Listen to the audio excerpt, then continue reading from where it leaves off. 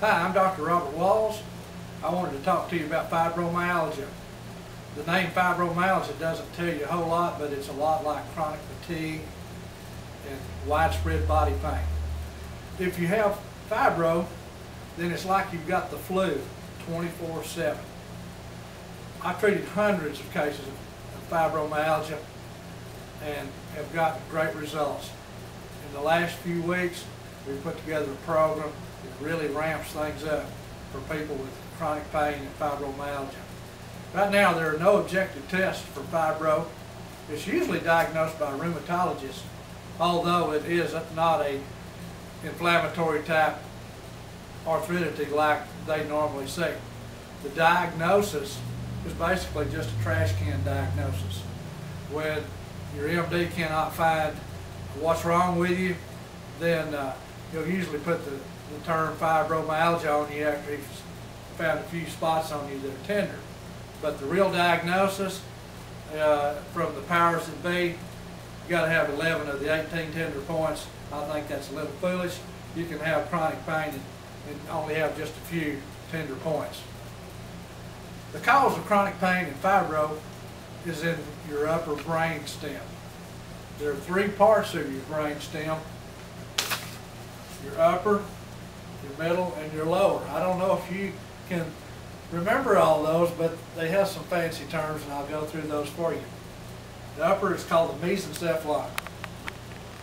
The middle is called the pons, and the lower is the medulla. And things go wrong when the firing patterns of the brain become disrupted. Now, I just want to talk a little about the way that the upper nervous system works. The brain fires down to the lower brain stem and then slows the upper brain stem. When that circuit is messed up, it sets the stage for chronic pain. There's another circuit that involves the cerebellum. The cerebellum is concerned with your balance and all of the functions of all of the sensory systems. When we move our arm, for example, right arm, that's going to fire the right cerebellum. Right cerebellum is going to fire to the upper brain. If everything is going good, upper brain is going to fire back down to lower brain stem. And then all is well when that's going on. When the brain is firing down here to the cerebellum, we call that the neocortico thalamo hypothalamo pontomedullary reticular activating system. So another example is if the right cerebellum fires into the left brain, this is the dentato rubro thalamo cortico pathway. So you lose your health because you lose the firing. Firing is lost because of chemical, mental, and physical stressors.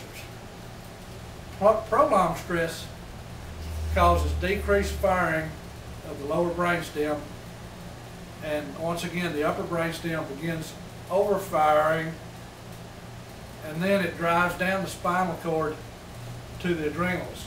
So it's firing down here and going through these named nerves down to the adrenal glands. This is known as the sympathetic that's another long word, preganglionic neuron that links it to the adrenal medulla. Then the adrenals secrete adrenaline and noradrenaline. This is called the intermediate pathway of stress. The medical doctor usually diagnoses fibro by finding some of the tender points. We do it usually off of the history, and of course we'll check those tender points too, but it's usually off the history. The MDs usually write off the patient after they wrote a drug prescription for it, usually the designer drug Lyrica. But still, the problem is in the firing of the upper brain stem. Some other symptoms that go with chronic pain and fibro are fibro fog. Your mind is just not with it. There's broken speech area That's speech area number 44. It allows us to communicate. And then there's Wernicke's speech area. Some neuros call that area 22. And that allows us to understand what is being said to us. There are some circuits that connect these areas, and the most prominent one is the arcuate fasciculus. When the left brain isn't functioning correctly, you may have trouble speaking and understanding. You may also be depressed because the left brain is the happy side of your brain. It just ain't firing. So there are just many fibro people around that are depressed because they can't find anyone to help them. Some of the other symptoms might be irritable bowel, and the reason for this is that the upper brain stem is the part of the brain that sends you to the bathroom. The lower brain stem is what keeps you away from it. So what you want is a balanced firing between these two areas. Fibropatients may also have dizziness, and that could be just because the cerebellum has quit firing. They might be light sensitive. The reason fibro patients or any chronic pain patient may be sensitive to light is that the brain just cannot constrict the pupils. It takes brain power up here to bring the pupils down. We have tests for that. Other symptoms might be heart racing or arrhythmias. The SA and the VA nodes in the heart have their origins in the brain stem. So what is it we do that is so special? Our whole program is about three things: fuel and activation and structural integrity to the body. The fuel for the brain and the nervous system is glucose and oxygen. Well, most of the folks around this clinic are getting plenty of glucose, but their ability to get oxygen and use it in the body is impaired. Now, we need to administer oxygen in many cases because the nervous system, particularly the brain and the cerebellum, just soak up the oxygen in the body. As a matter of fact, 20% of your oxygen is used below your eyes.